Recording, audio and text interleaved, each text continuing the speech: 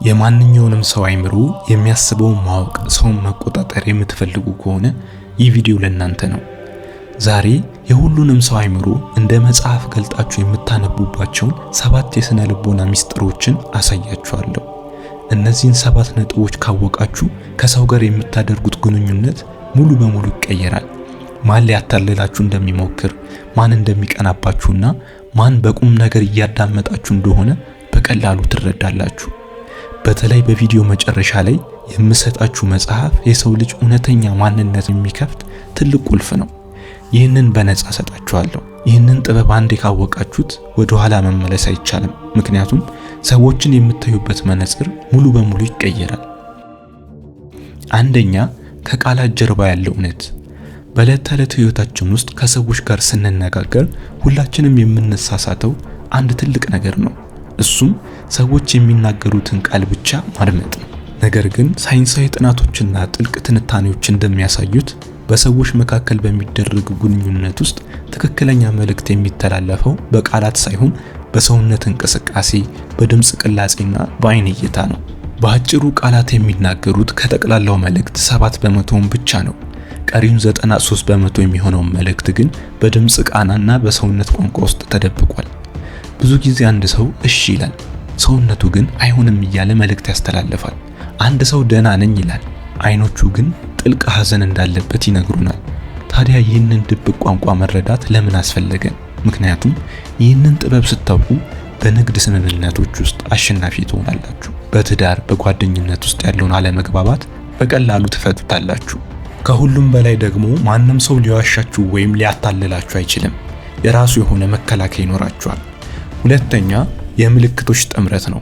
ብዙ ሰዎች የሰውነት ቋንቋን ለማጥናት ሲሞክሩ የሚሰሩት ትልቁ ስህተት አንድን ምልክት ብቻ ነጥሎ ማየት ነው። ለምሳሌ አንድ ሰው እጁን አጣጥፎ ስለተቀመጠ ብቻ አልተመቸውም፣ ከኛ ጋር መሆን አልፈለግም በማለት ይደመድማሉ። ይህ ግን ትልቅ ስህተት ነው። ምናልባት ያ ሰው ብርድ በርዶት ሊሆን ይችላል፣ ወይም ወንበሩ ስላልተመቸው እጁን አሳርፎ ሊሆን ይችላል። ትክክለኛው መንገድ የምልክቶች ስብስብን መፈለግ ነው። ልክ እንደ ቃላት ሁሉ የሰውነት እንቅስቃሴም ትርጉም የሚሰጠው ተያያዥ ምልክቶች ተጣምረው አረፍተ ነገር ሲሰሩ ብቻ ነው። ለምሳሌ አንድ ሰው እጁን አጣጥፎ እግሩን አጣምሮ አገጩን ወደ ደረቱ አስጠግቶና ፊቱ ላይ ፈገግታ ከራቀ ያኔ በእርግጠኝነት ያ ሰው ካንተ ጋር ለመግባባት ዝግጁ እንዳልሆነና በሐሳብ እየተቃወመ መሆኑን ማረጋገጥ ትችላለህ። ስለዚህ ከዛሬ ጀምሮ ሰዎችን ስታጠኑ አንድ ሙሉ ሰውነት እንቅስቃሴን እንጂ ነጠላ ነገራቸውን አትዩ። ሙሉን ታሪክ የሚነግሯችሁ የተሳሰሩ ምልክቶች ናቸው። ሶስተኛ፣ የውሸት መመርመሪያው ቀመር። አሁን ወደ ዋናው ሚስጥር እንግባ። ሰዎች በአፋቸው ይዋሹ መሆኑን እንዴት እናውቃለን? እዚህ ጋር ነው አለመጣጣም የሚባለው ሳይንስ የሚመጣው። የሰው ልጅ አይምሮ ቃላትን እንዲዋሹ ሊያዛቸው ይችላል። የሰውነታችን የነርቭ ስርዓት ግን እውነተኛ ስሜታችንን አሳልፎ ከመስጠት አይታቀብም። ለምሳሌ አንድ ሰው በሐሳቡ ሙሉ በሙሉ እስማማለሁ እያለ በሁለቱም እጆቹ የያዘውን ብዕር ወይም የወንበሩን እጅታ አጥብቆ ከጨበጠ ያ ሰው በውስጡ ከፍተኛ ውጥረትና ተቃውሞ እያስተናገደ ነው። ሌላው ምሳሌ የጭንቀት ሳቅ ነው። አንድ ሰው ስለማይመች ነገር እያወራ በደካማ ድምጽ የሚስቅ ከሆነ ሳቁ የደስታ ሳይሆን አእምሮ ያለበትን ጭንቀት ለመሸፈን የሚያደርገው ከንቱ ጥረት ነው። በእንደዚህ አይነት ጊዜ ሁልጊዜ ማመን ያለብን የሰውነት እንቅስቃሴውን እንጂ ቃላቱን አይደለም። ምክንያቱም ቃል የታቀደበት ፕላንድ ሲሆን፣ እንቅስቃሴ ግን የተፈጥሮ ግፊት ኢምፐልሲቭ ነው። ሰውነት እውነቱን መናገር ይወዳል። አራተኛ፣ ማን እንደነገሰ በምልክት ማወቅ። በቢሮ ውስጥ፣ በስብሰባ ላይ ወይም በማህበራዊ ግንኙነት ውስጥ ማን የበላይ እንደሆነ ለማወቅ ሰዎችን ተመልከቱ። ስቴፕሊንግ የሚባል አንድ የታወቀ እንቅስቃሴ አለ። ይህም የሁለቱም እጆቹ ጣቶች ጫፍና ጫፋቸው ብቻ እንዲነካካ አድርጎ እንደ ፒራሚድ መስራት ነው። ይህንን ምልክት የሚያሳዩ ሰዎች ብዙውን ጊዜ ስራ አስኪያጆች ወይም ጠበቆች ሁሉም ነገር አውቃለሁ ወይም በራሴ ሙሉ በሙሉ እርግጠኛ ነኝ የሚል መልእክት እያስተላለፉ ነው። በተቃራኒው ደግሞ አንድ ሰው አገጩን በጆሮ ደግፎ ካየኸው ያ ሰው አንተን እያዳመጠ ሳይሆን የነገርከውን ሐሳብ በጥልቀት እየገመገመ ኢቫሉዌት እየሰጠ መሆኑን ያሳያል። በዚህ ሰዓት ንግግርህን አቁመህ በዚህ ጉዳይ ያንተ አስተያየት ምንድነው ብለህ ጥያቄ በመጠየቅ ሰውየውን ከገምጋሚነት ወደ ተሳታፊነት መመለስ ትችላለህ። ሌላው የሚገርመው ምልክት እጅን ከጭንቅላት ጀርባ ማድረግ ነው። ይህ ምልክት ከፍተኛ የበላይነትና እኔ በዚህ ቦታ ላይ ሙሉ ስልጣን አለኝ የሚል ስሜትን ያሳያል። እንዲህ አይነት አቋም የያዘን ሰው ለማሸነፍ ከፈለክ የሆነ ነገር በእጁ እንዲይዝ በማድረግ አቅሙን እንዲቀይር ማድረግ ትችላለህ። አምስተኛው የሰውን አይምሮ ለማንበብ ማድረግ ያለባችሁ ነገር ድምፅ አልባ የስልክ ወሬን ማወቅ ነው። ይህ ክፍል ብዙ ሰው ትኩረት የማይሰጠው ነገር ግን እጅግ የሚገርም ነው። በስልክ ስናወራ ማንም አያየኝም ብለን ስለምናስብ እውነተኛ ማንነታችንና ስሜታችን በሰውነታችን እንቅስቃሴ ውስጥ ይወጣል።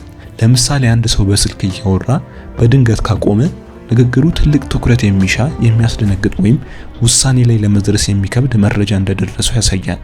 ወይም ደግሞ አንድ የቢሮ ኃላፊ በስልክ እያወራ የጠረጴዛ መሳቢያውን ደጋግሞ የሚከፍት የሚዘጋ ከሆነ ያ ሰው በንግግር ውስጥ ላለ ከባድ ችግር መፍትሄ ለማግኘት በጥልቀት እያሰላሰለ መሆኑን ያሳያል። መፍትሄ ሲያገኝ ግን መሳቢያውን ዘግቶ ቀጥ ብሎ ይቀመጣል። ሰዎች ሲሰለቹ ደግሞ ስልኩን በትከሻቸው ደግፈው ወረቀት ላይ መጽሐፍ መቸክቸክ ይጀምራሉ። እነዚህ ትንንሽ ድርጊቶች ሰውየው ባይታይም እንኳን ምን አይነት ስሜት ውስጥ እንዳለ በግልጽ ይናገራል። ስልክ ስታወራ የምታደርገው እንቅስቃሴ የአይምሮህ ነጸብራቅ ነው። ስድስተኛ የመውጫ መንገዶች ወይም መቼ ማቆም እንዳለብህ ማወቅ። ንግግርህ አሰልቺ መሆኑን ወይም ሰውየው አንተን መስማት ማቆሙን እንዴት ታውቃለህ? አንደኛው ምልክት ወደ በሩ መመልከት ወይም እግርህ ወደ በሩ አቅጣጫ ማዞር ነው። ይህ ሰውየው በአካል ካንተ ጋር ቢሆንም በውስጡ ግን ከዚያ ቦታ ለመውጣት መወሰኑን ያሳያል። ሰውነቱ መሄድ እፈልጋለሁ እያለህ ነው። እንዲሁም አንዳንድ ሰው እግርን አጣምሮ መወዛወዝ ከጀመረ ያ ሰው በንግግሩ መሰላቸቱንና ንግግሩ እንዲያልቅ እየጠበቀ መሆኑን ያሳያል። ሌላው ደግሞ መነጽርን ማውለቅና በአፍ ውስጥ መክተት ነው። ይህ ምልክት ውሳኔ ለመስጠት ጊዜ እፈልጋለሁ የሚል ድብቅ መልእክት አለው። እነዚህ ምልክቶች በጊዜ መረዳትህ ንግግርህን እንድታሳጥር ወይም የንግግር ርዕስን እንድትቀይር፣ ግንኙነትን እንድታተርፍ ይረዳል። ሰውን ከማሰልቸት የሚያድንህ ትልቁ ጥበብ ይሄ ነው። ሰባተኛው አእምሮን የማንበብ ልምምድ። ይህ ጥበብን በሚገባ ለማወቅ ዕውቀት ብቻ አይበቃም፣ ልምምድ ያስፈልጋል።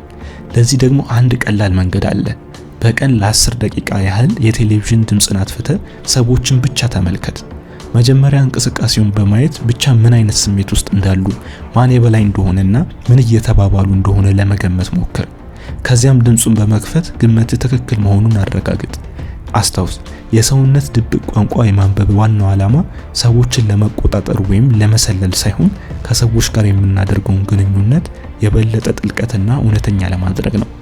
አንድ ሰው በሰውነት እንቅስቃሴ ተቃውሞን እያሳየ መሆኑን ካወቅ በንግግር ከመገመት ይልቅ ሁኔታውን በማላላት የተሻለ መግባባት መፍጠር ትችላለህ። ይህንን ጥበብ ስትይዝ በዙሪያ ያሉ ሰዎች የሚናገሩትን ብቻ ሳይሆን የሚያስቡትንም ጭምር መረዳት ትጀምራለህ። ያኔ ግንኙነትህ ወደ አዲስ ምዕራፍ ይሻገራል። እዚህ ድረስ ከቆያችሁ አንድ በጣም አሪፍ መጽሐፍ በነፃ ልስጣችሁ። ይህ መጽሐፍ በእስር ቤቶች ሳይቀር እንዳይገባ የተከለከለ መጽሐፍ ነው። አሁን ላይ የሀገር መሪዎች ይህንን መጽሐፍ ይጠቀሙታል። ሰውን ለመቆጣጠር ይረዳቸዋል። እሱም መጽሐፍ በፍካሬ ከዋክብት የቴሌግራም ቻናል ለቀነዋል። የቻናሉን ሊንክ እዚህ ቪዲዮ ስር አስቀምጠነዋል፣ ማግኘት ትችላላችሁ።